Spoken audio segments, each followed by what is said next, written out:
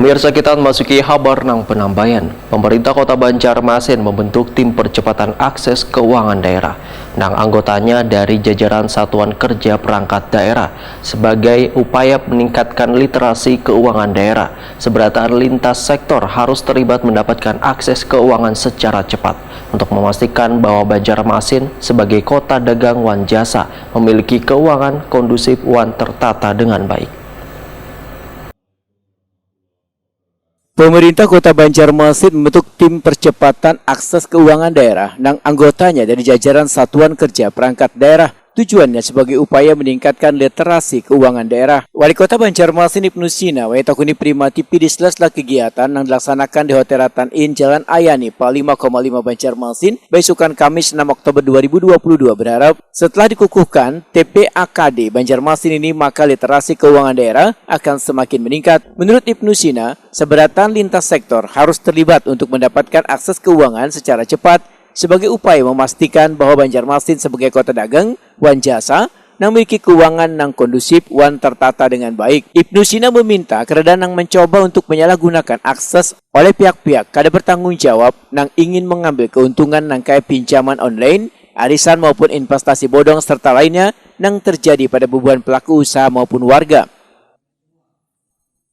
Kami ucapkan selamat bekerja kepada tim TPAKD percepatan akses keuangan daerah, karena ini memang sudah seharusnya kita miliki lintas sektor, kemudian juga semua pihak punya otoritas, punya kepentingan untuk memastikan bahwa akses keuangan itu bisa didapatkan oleh masyarakat secara cepat, termasuk juga akses pembiayaan. Nah, yang harus kita antisipasi ini juga adalah ya sampai ketika masyarakat mendapatkan pembiayaan ini mencekik retenir gitu kan. Kemudian juga kita harus pastikan bahwa di tengah pemulihan ekonomi hari ini banyak pihak-pihak yang ingin mengambil keuntungan.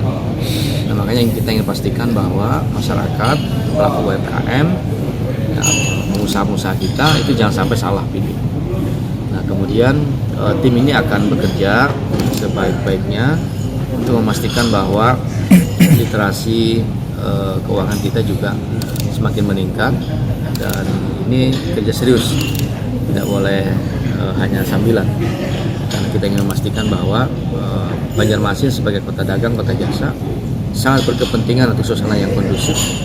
Jangan sampai lagi ada yang tertipu oleh arisan bodong, ya, pinjol-pinjol yang kemudian tiba-tiba teman-teman kita kena juga gitu.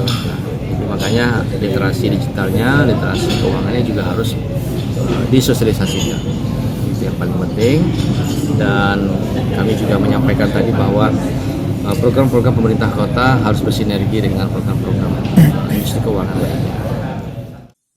Deputi Komisioner Bidang Edukasi Otoritas Jasa Keuangan Sari Jito memadahkan tim kolaborasi berbagai stakeholder terkait ini nantinya dapat menggali potensi daerah, yaitu saling bahu-membahu dalam penanganan keuangan daerah sehingga kada harus berpusat pada APBD pemerintah. Pendapat berbeda juga dan sudah sangat bagus ya. Jadi pertama tadi Pak Wali sampaikan literasi masyarakat itu harus benar-benar, terutama di Banjarmasin yang merupakan kota jasa dan kota dagang itu masyarakatnya itu tahu betul mengenai sektor jasa keuangan. Nah, ini yang penting. Dan setelah itu tim percepatan akses keuangan daerah ini kan tadi Pak Wali sampaikan, ini kan tim kolaborasi. Bayangkan dari penguasa daerah, cerdik pandainya, kemudian dari lembaga jasa keuangan itu hampir semua, ada OJK, ada Bank Indonesia, ada juga dari Kementerian Keuangan, bersama-sama membahas mengenai akses keuangan masyarakat. Kemudian termasuk jadi nanti menggali-gali juga potensi daerahnya itu apa. Jika mereka diskusi sering, para cerdik pandai ini tentu akan ketemu banyak hal. Dan tim percepatan akses keuangan daerah ini bisa Indonesia.